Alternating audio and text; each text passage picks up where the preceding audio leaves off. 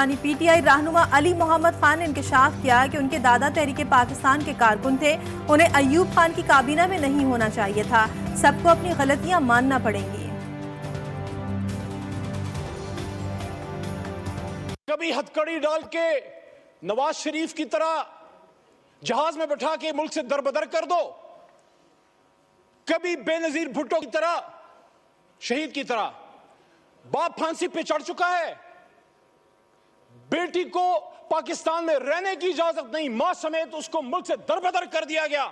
4 गोलियां खा के वो बैठा है अडयाला जेल में। क्या अडयाला गुंटानामो वे है जनाब स्पीकर साहब, डिप्टी स्पीकर साहब? मुल्क सिर्फ सियासतदान चला सकते हैं, खिलाड़ी नहीं। कहते हैं कि 9 मई को करवाने वाले वही थे। तो फिर आप मुझे ये बताइए कि आप शहादतें क्लेम कैसे करते हैं?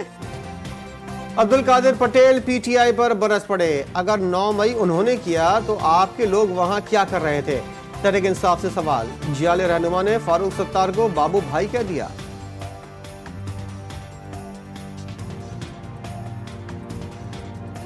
ये हमारे मोहल्लों में अक्सर एक बाबू भाई होते हैं। पीछे मुंह नहीं करे प्लीज। वो हमारे मोहल्लों के जो बाबू भाई होते हैं वो हर आते जाते को अच्छी नसीहत करते हैं, लेकिन जब बाबू भाई जवान थे तो कभी उन्होंने वो काम नहीं किया। जिस तरह बाप दादा और बाबू भाई की बात का बुरा नहीं मानते, फारूक भाई की बात का बुरा नहीं मानता। तमाम, जैसे मैंने कहा, दरवाजे सबके लिए जो खुले हैं। आज मैं वज़ीर आला खैबर पख्तूनख्वा को दावत देता हूँ कि वो आएँ। आपके सूबे का गवर्नर हाउस है, आपकी मैं खाने की दावत देता हूँ। आप जब भी आएँ लंच डिनर पे मैं आपको होस्ट करता हूँ और आके हम मिलकर सूबा खैबर पख्तूनख्वा का मुकदमा लड़ें। गवर्नर खैबर पख्तूनख्वा फैसल करीम कुंडी ने वज़ीर आला की जानिब दोस्ती का हाथ बढ़ा दिया। वज़ीर आला अमीन गंडापुर को गवर्नर हाउस में खाने की दावत दे दी। कहते हैं गवर्नर हाउस में किसी भी किस्म की साजिशें नहीं हो रही हैं।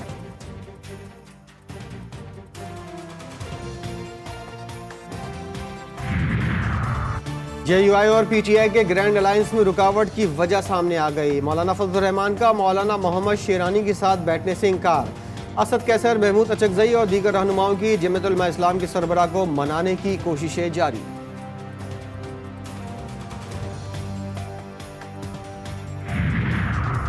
शहबाज सरकार ने बड़ा फैसला कर लिया। हुकूमती मिल्कियती इदारों की निजकारी का ऐलान कर दिया। दिफाई इदारों के सिवा तमाम इदारों की निजकारी की जाएगी। बड़े इदारों की नीलामी टीवी पर दिखाने की हिदायत भी कर दी। गवादर बंदरगाह को मुकम्मल फाल करने के लिए बड़ा कदम। वजीर आजम ने दरामदी अशिया का खास तनासब गवादर से इम्पोर्ट करने की हिदायत कर दी। पंजाब काबीना ने हतक इज्जत कानून 2024 के मुसवदे की मंजूरी दे दी।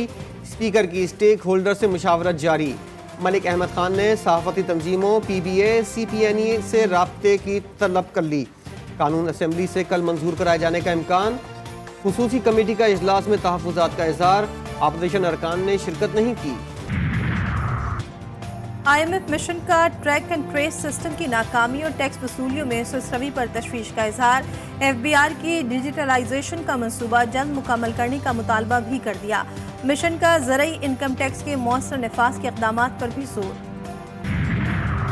स्टेट बैंक की रिपोर्ट जारी। बताया कि 2024 की पहली छिमाही में माशी हालात बेहतर हुए। करंट अकाउंट खसारा कम हुआ। स्टेट बैंक की रिपोर्ट में कहा गया गैर यकीनी सूरत हाल और माशी पॉलिसियों में अदम तसलसल से मसाइल में इजाफा हुआ। कराची में डेयरी फार्मर्स ने दूध की कीमत मजीद बढ़ाने की कोशिश शुरू कर दी। दूध की कीमत 229 रुपये लीटर करने की तजवीज़ दे दी। सिंध हाई कोर्ट में दरख्वास्त पर समाअत। अदालत ने कमिश्नर को मुताल्लिका रिकॉर्ड के साथ 28 मई तक तलब कर लिया। लाहौर में नान भाइयों की मनमानी। हुकूमत रोटी 15 रुपए में फरोख्त ना करा सकी। कहीं रोटी की कीमत 18 तो कहीं 20 रुपए।